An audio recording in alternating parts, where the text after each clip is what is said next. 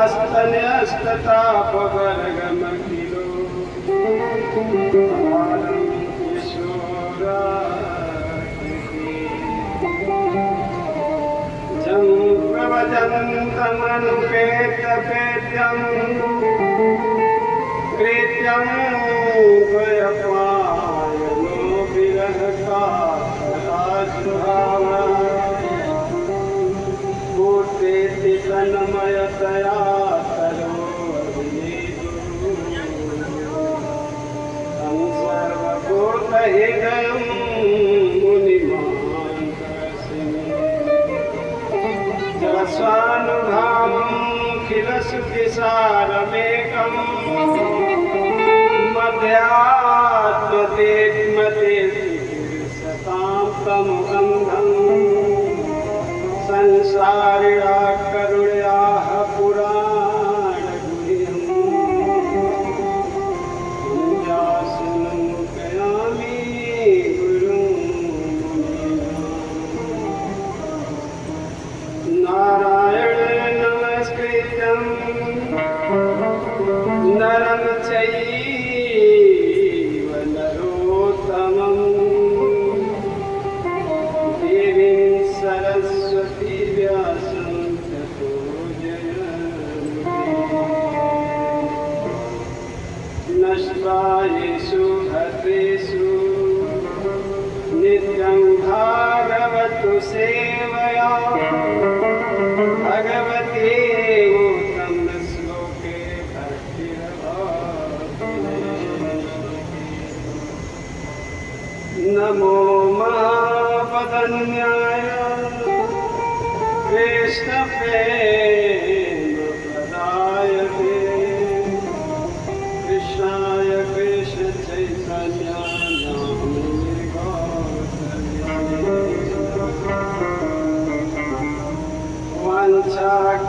वाञ्छाकल्पतरुभ्यश्च कृपासिन्धुभ्य एव च पतितानां पावनेभ्यो वैष्णवेभ्यो नमो नमः। श्रीकृष्ण चैतन्य प्रभु नित्यानंद श्री अद्वैत गदाधर श्रीवासादि गौर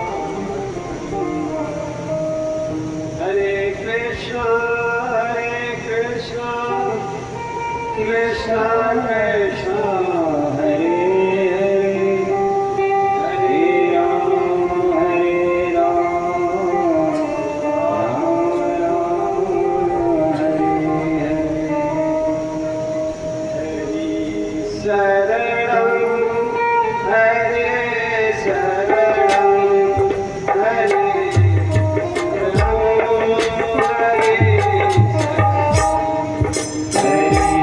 शरणं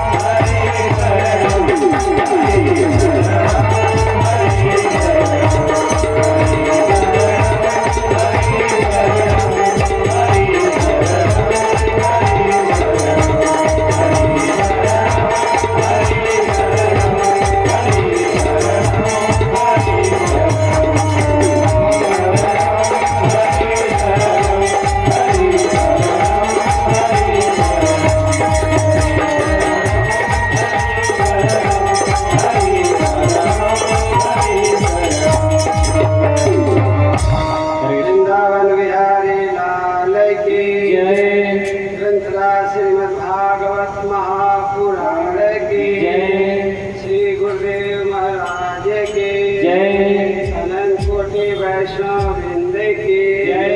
गुरु परंपरा की जय। श्री श्री राधा श्याम सुंदर की जय। श्री श्री गौरताई की जय। ग्रंथरा श्रीमद् भागवत महापुराण की जय।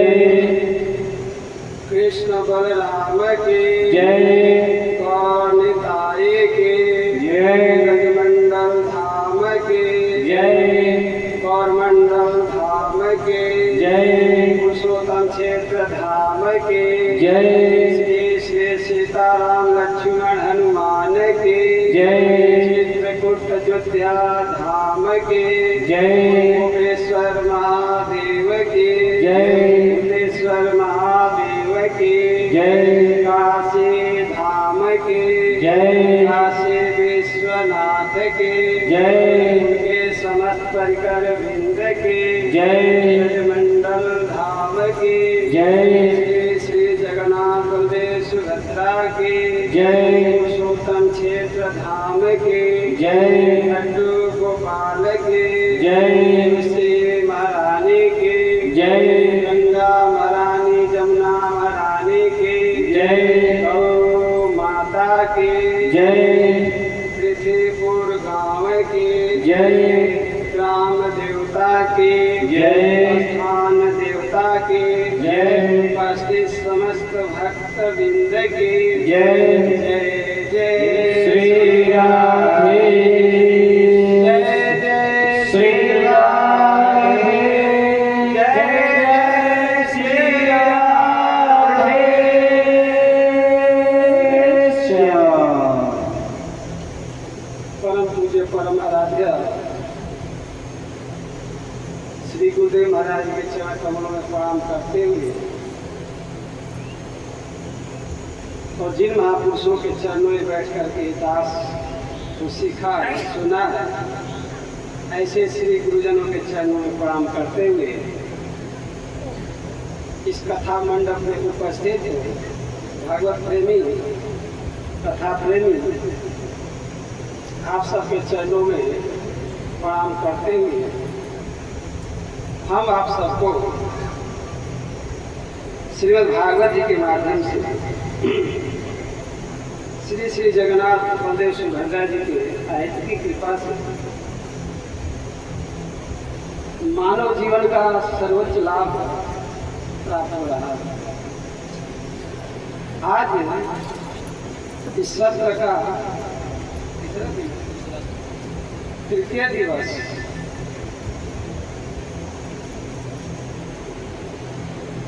सत्संग की ऐसी महिमा है,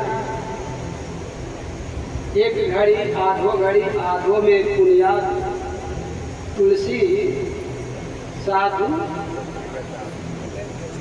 कटे कोटि का पड़ा। एक घड़ी, ये घड़ी कितना का होता है? 24 मिनट। आधा घड़ी का आधो में पुनिया 6। एक बार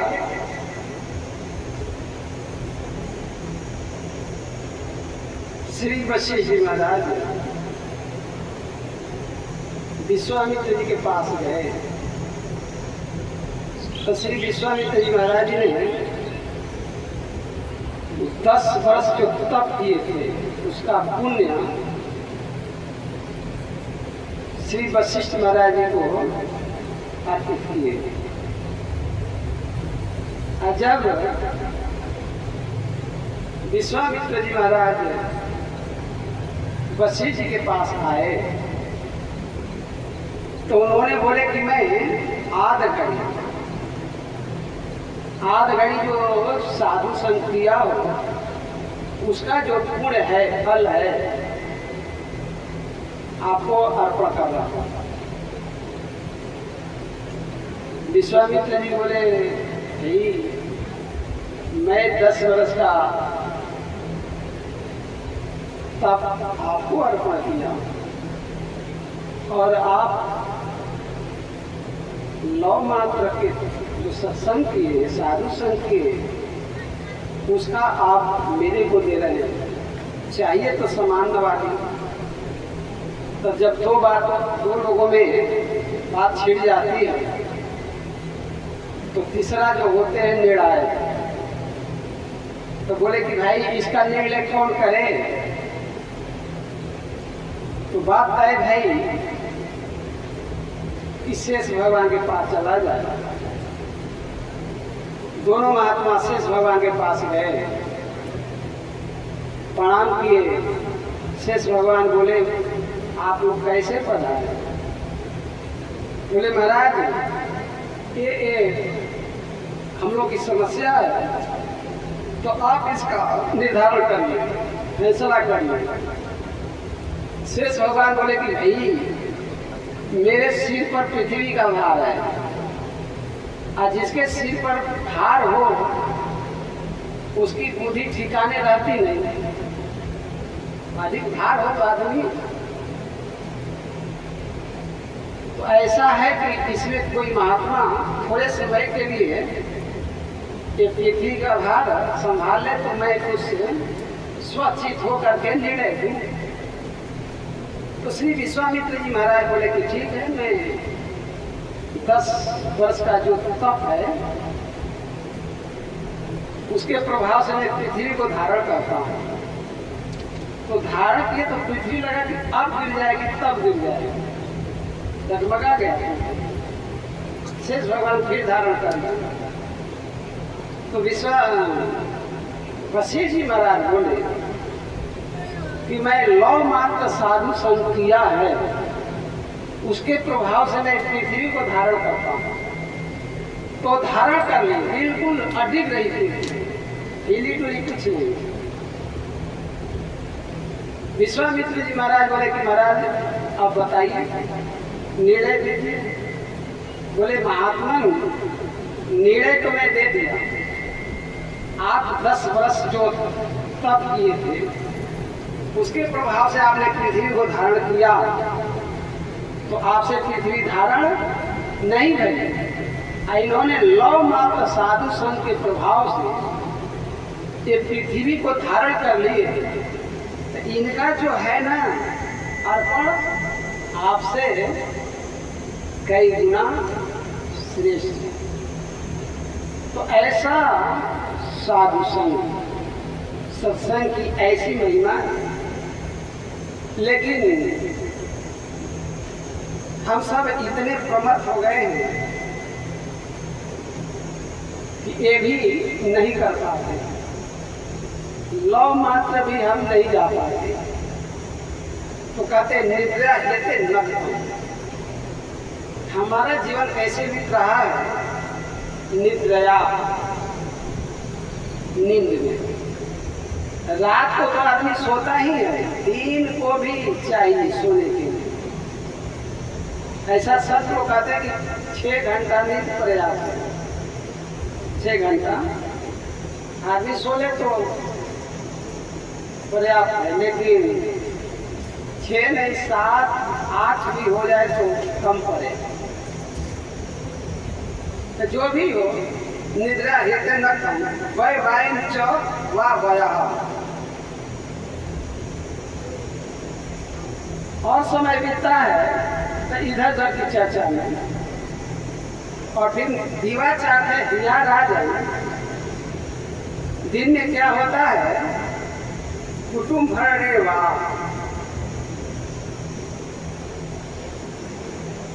दिन में या तो अर्थ के लिए आदमी समय को व्यतीत कर देता है, अथवा कुटुंब भरने वाह, परिवार के पालन पोषण में समय को व्यतीत कर देता है, अथवा आज की भाषा में मोबाइल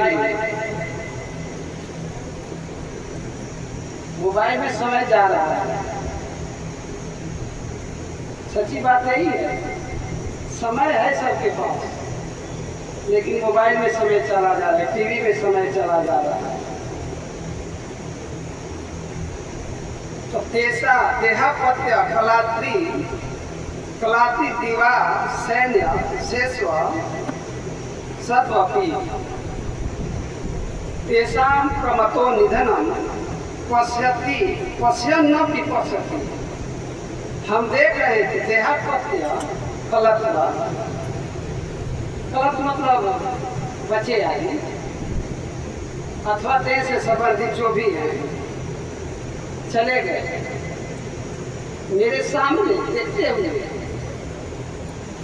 उसी का पश्यन् न विनश्यति, देखते हुए भी अनजान की तरह, देखते हुए भी ऐसा लग रहा है कि नहीं देख रहा है।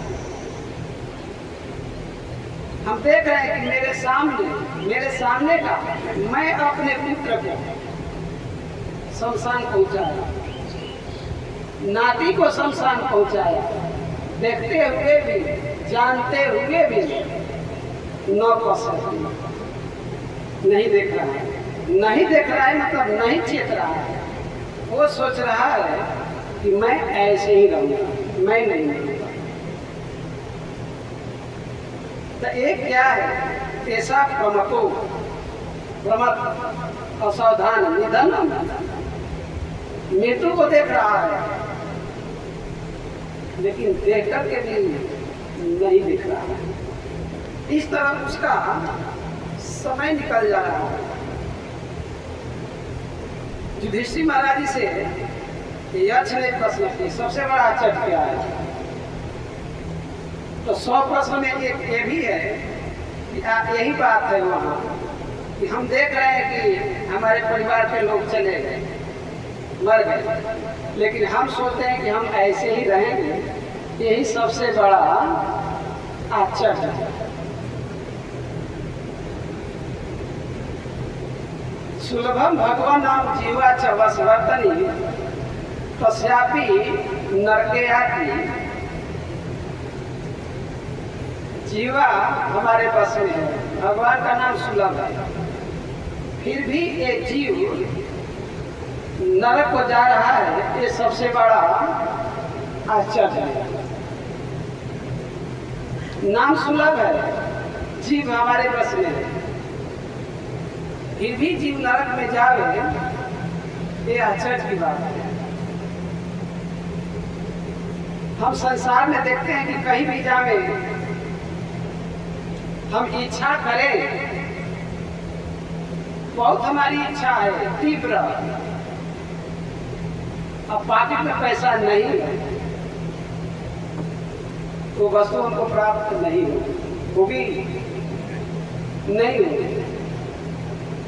लेकिन भगवान एक ऐसे हैं, जीव केवल इच्छा कर दे कि हमको भगवान से मिलना है, तो भगवान उस जीव को मिल जाता है इच्छा मात्र से। कि हमको भगवान मिले, ये इच्छा जग जाए, तीव्रता जग जाए, भगवान उसको मिल जाएंगे। और बढ़िया से बढ़िया ये संसार के भोग, अगर पैसा नहीं है तो इच्छा होने पर ही वो वस्तु मिलने वाली नहीं है। प्राय कितने लोगों की इच्छा होती होगी कि हम भी प्रधानमंत्री बन जाए, कितने लोगों की आशा लगा के बैठे होंगे, लेकिन वो नहीं बैठ सकते इच्छा होने पर नहीं। लेकिन जीव चाहे कि हम भगवान से मिल जाएं, तो भगवान उस जीव को मिल जाते हैं। नाम लेने में कोई पैसा नहीं लगता है, और वस्तु लेने में हमको दाम देना पड़ेगा। इसीलिए वो कहते हैं कि जीवा बस में है, नाम सुलभ है, फिर भी ये जीव नरक को जा रहा है। ये सबसे बड़ा आश्चर्य की बात है। इसीलिए हम आपको नाम का आश्रय लेना चाहिए, भगवान का आश्रय लेना चाहिए। भगवान जितना सुलभ है उतना कोई भी वस्तु सुलभ नहीं है। अस्तु, कल के प्रसंग में हम चलते हैं। गोभूत्वा श्रुमुखी खीना करंती करुणम विभो। आगे प्रसंग इसलिए ले रहे हैं कि कड़ी जुड़ जाए, समझ में आ जाए कथा। गौ माता खिन थी और क्रंदन थी, रो रही थी। तो उन्होंने ब्रह्मा जी के पास जाती है। ब्रह्मा जी ब्रह्मलोक में रहते हैं और उनका ऑफिस है सुमेरु पर्वत पर। तो एक गौ माता सुमेरु पर्वत पर गई, ब्रह्मलोक को नहीं गई, क्योंकि ब्रह्मलोक की जो टाइम टेबल है अलग है। आप सबको पता है, भागवत में ही वर्णन है, कपदनी राजा रेवत जिसको कहते हैं, अपनी पुत्री रेवती को लेकर के ब्रह्मलोक गए। कुछ लड़कों को देखे थे कि कौन से राजकुमार से अपनी पुत्री का विवाह करें, तो वहाँ कीर्तन हो रहा था। तो ये बैठ गए। आज जब कीर्तन समाप्त हुआ तो ब्रह्मा जी बोले, आप कैसे पधारे? बोले, मैंने इन राजकुमारों का चयन किया है, तो आप पीछे करके बताइए कि किस राजकुमार के साथ अपनी पुत्री का विवाह करें। तो ब्रह्मा जी कहते हैं, राजन, जिन आप राजकुमारों का चयन किए हैं उनके तो नाम गोत्र का भी पता नहीं है। ये सतयुग में गए थे, सतयुग में,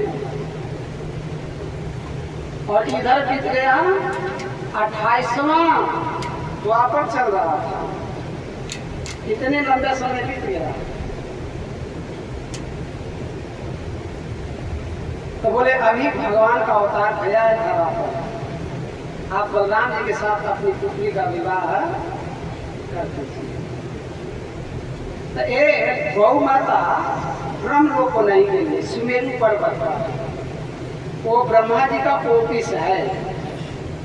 ब्रह्मा जी आते हैं और एक प्रकृति जो है इसका सब जजमेंटी करते हैं वहाँ, और फिर ब्रह्मलोक को वो चले जाते हैं। तो गौ माता वहीं गई है, और वो ब्रह्मा जी देवताओं को लेकर के भगवान शंकर के पास जाते हैं।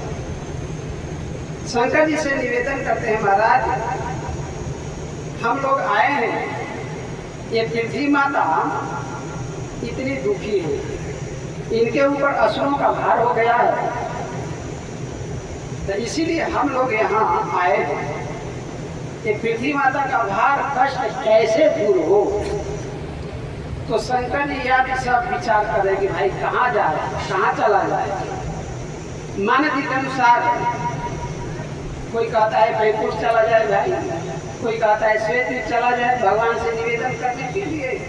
तो शंकर जी कहते हैं, उमा, मैं भी उस सभा में था, और हरि व्यापक सर्वत्र समाना, हरि व्यापक सर्वत्र समाना, हरि व्यापक सर्वत्र समाना,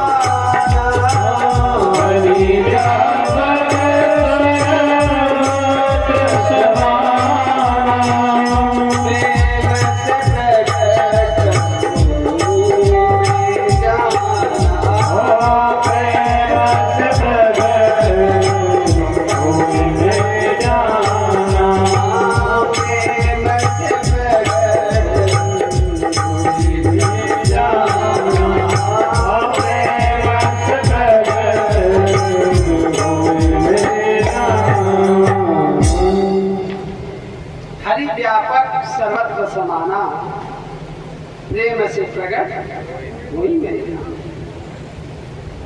कितने लोग बड़े अपने को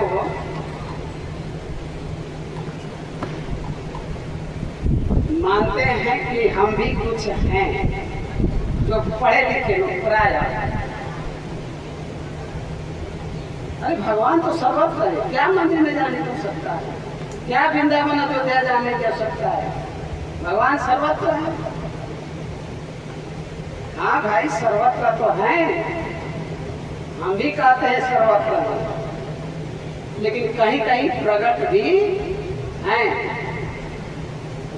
अब संत लोग उदाहरण देते हैं कि ऐसे लोगों से उनका गाड़ी पे जा रहे हो, गाड़ी पंचर हो जाए, इनके ही जैसा कोई आ जाए, बोले हवा तो सर्वत्र है, भर लो इसमें, तो क्या भर जाएगा? क्या भर जाएगा? नहीं भरेगा। उसके लिए कई यंत्र लगा है, वहां जाएंगे तब हवा भरेगा। यहाँ हवा रहते हुए भी टायर बोलते हैं, क्या बोलते हैं, अब उसमें हवा।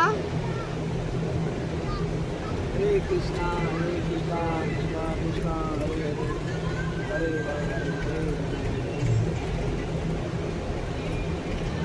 हरे कृष्णा कृष्णा कृष्णा हरे हरे।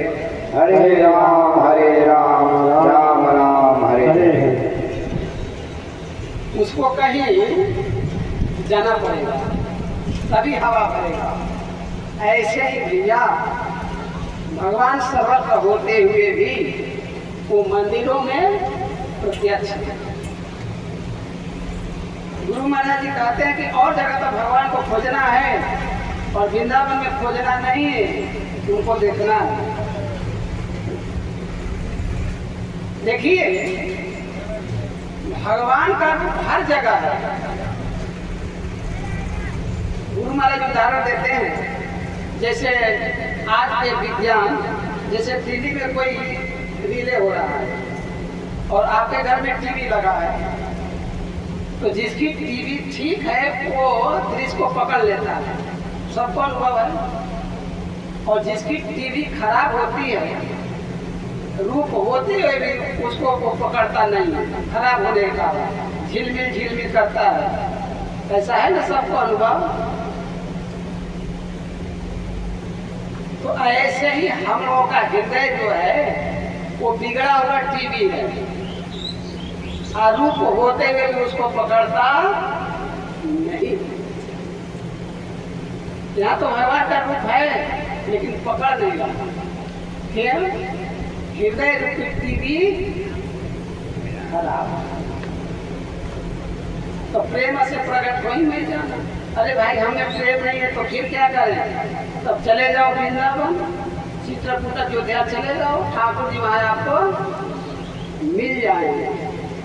अथवा घर में रखो ठाकुर जी, आपको ठाकुर जी मिल जाएंगे। तो ब्रह्मा जी कहते हैं, सॉरी शंकर जी कहते हैं, हरि पे आप सर्वत्र समाना, प्रेम से प्रकट कोई में जाना।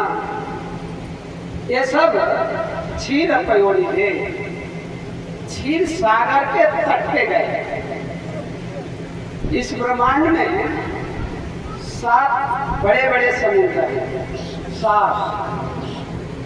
हम लोग जो देखते हैं ये खारे जल का समुद्र है, मठा का समुद्र है, दही का समुद्र है, दूध का समुद्र है, और गन्ना के रस का समुद्र है, और मदिरा का समुद्र है, और मीठे जल का भी समुद्र है।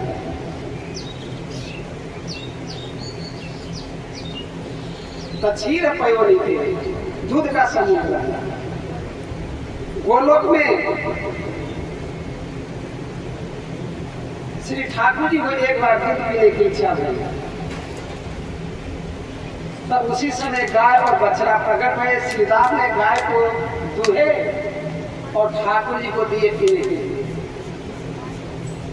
वो दूध पी रहे थे, गिलास गिरा और गिरा तो उससे समुद्र बन गया, दूध का समुद्र।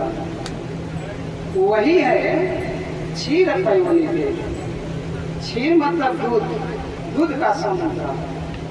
भगवान उसमें निवास करते हैं, वैकुंठनाथ। तो इसीलिए देवताओं को पता है कि भगवान क्षीर सागर में निवास करते हैं।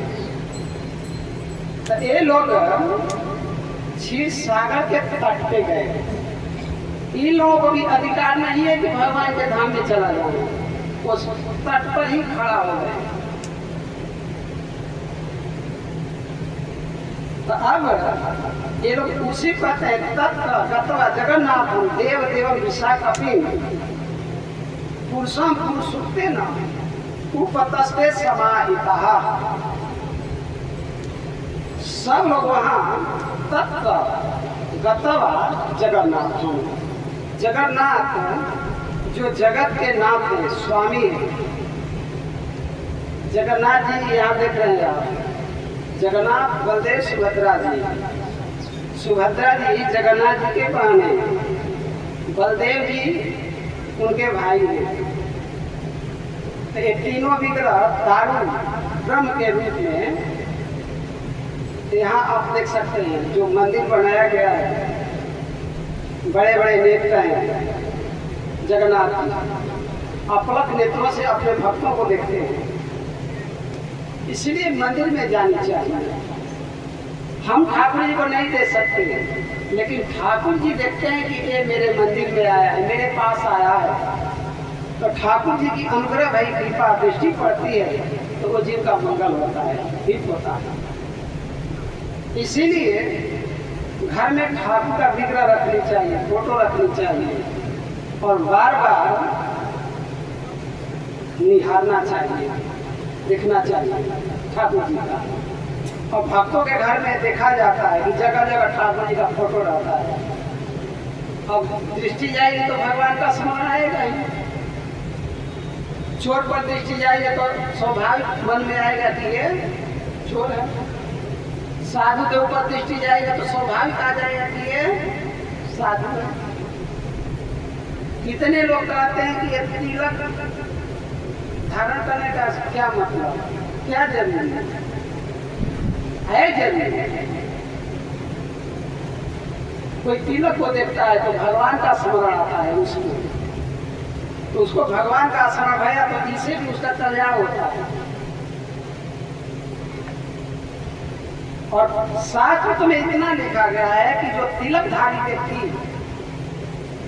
जिसको देख लेता है उसके पाप जल जाते हैं। ऐसी तिलक ही मिलना, वो भी चंदन नहीं माना, उसके पाप जल जाते हैं। और लोग देखते हैं तो स्मरण आता है भगवान का, ये भगवान का आदमी भक्त है, तो ऐसे भी उसको स्मरण होता है, तो इससे भी उसका कल्याण होता है। एक दिल्ली की घटना है, एक भक्त ऐसे ही तिलक करके गए थे मार्केट में और एक व्यक्ति देखे, पूछे सब, और बाद में वो व्यक्ति के पूरा परिवार भक्त बन गया, पूरा परिवार। तो बताइए तिलक देकर के वो व्यक्ति भक्त बन गया। ये दिल्ली की घटना है। इसीलिए तिलक दिखावे के लिए नहीं होता है। इसे पतिव्रता नारी सिंदूर धारण करती है लोगों को दिखाने के लिए नहीं, वो दिखाता है कि हम सुहागिनी हैं, हम पति वाले हैं। ऐसे ही ये जो स्वरूप है ये भगवान के लिए है, भगवान को रिझाने के लिए है, न कि दुनिया को रिझाने के लिए। इसीलिए भैया ये दिखावे के लिए तिलक वैष्णव धारण करते हैं नहीं है। जगन्नाथ जो जगत के नाथ हैं, भगवान जगन्नाथ आज भी जगन्नाथपुरी में 7 पुरियों में जगन्नाथपुरी उड़ीसा में अभी जो आषाढ़ शुक्ल पक्ष द्वितीया को जगन्नाथ जी का रथ निकलता है। एक बार प्रताप रुद्र के पिताजी पुरुषोत्तम देव शायद नाम था, तो उनकी शादी के लिए दूसरा राजा आया, अपनी पुत्री की शादी करूंगा अब उस दिन था रथ यात्रा। तो आज भी एक प्रचलन है कि राजा सोने के झाड़ू लेकर के पहले झाड़ू लगाते रास्ते पर, तब जगन्नाथ जी चलते हैं। तो देख रहे हैं कि ये झाड़ू लगा रहे थे राजा राजकुमार, और वो राजा के बीच बोली राम राम, ये झाड़ू लगाने वाले क्या अपनी पुत्री का हम शादी करेंगे? नहीं किए शादी। तो इनको बड़ा अपमान भया करे, ये शादी तय करके मेरी शादी नहीं किए। तो इन्होंने चढ़ाई कर दी उस राजा पर। तो चढ़ाई कर दिए तो हार गए। तो जगन्नाथ जी के पास गए कि प्रभु मैं तो गया था लेकिन मैं हार गया। तो जगन्नाथ जी बोले कि मेरे से कहे थे क्या कि मैं जा रहा हूँ लड़ाई, अब चलो अब जाओ। कह दिए इधर जगन्नाथ और बलदेव सैनिक का रूप धारण करके घोड़े पर बैठ करके आगे आगे जा रहे थे, और बीच में एक ग्वालिन भी थी। तो इन लोगों को लगा था भूख, बोले ग्वालिन एक दूध हम लोगों को पिला दे। और हमारे जो राजा साहब है ना, हम लोग तो सैनिक हैं, राजा साहब पीछे से आ रहे हैं और वो कीमत दे दे। और दोनों भाई दूध पिए और आगे बढ़ गए। जब राजा साहब आए पुरुषोत्तम देव जी, प्रतापगंज के पिताजी पुरुषोत्तम देव जी, तो मालिन बोली ग्वालिन बोली कि आपके दो सैनिक आगे आगे जा रहे हैं, उन्होंने दूध पिया है, तो उसका कीमत आप दे दीजिए, एक सांवला एक गोरा सैनिक। तो समझ गए कि ये सांवला और गोरा कौन है, यानी जगन्नाथ जी। और अब की बार ये सैनिक बन के गए थे ना, अब की बार जीत गए और वो राजकुमारी को लेकर आए और बोले कि इसकी शादी एक झाड़ू मारने वाले से मैं करूँगा, अपने मैं नहीं करूँगा, लेकिन दूसरे झाड़ू मारने वाले से मैं करूँगा। उनके मंत्री बड़े बुद्धिमान थे, बोले महाराज अभी इतना जल्दी मत करिए, अभी रखा जाए इस राजकुमारी को, बाद में विचार किया जाएगा। ऐसे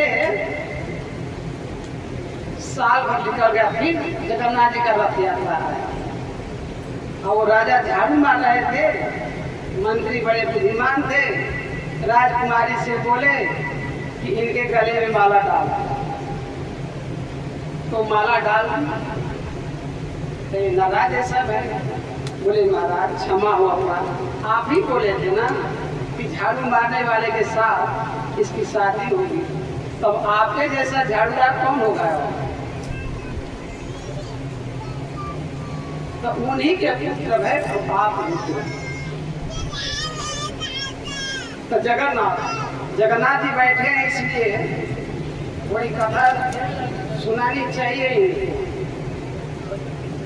असली श्रोता तो वास्तव में यही है, ठाकुर जी। ये बहुत एकाग्रचित होकर के सुनते हैं। अस्तु तो देव देव का मतलब जो देवताओं के भी आराध्य हैं, देव। एक जगन्नाथ जी का नाम ही है देव। श्रीत कमला कुच मंडला देता मंडल है, कलिता ललिता बानमा, जय जय देव हरे।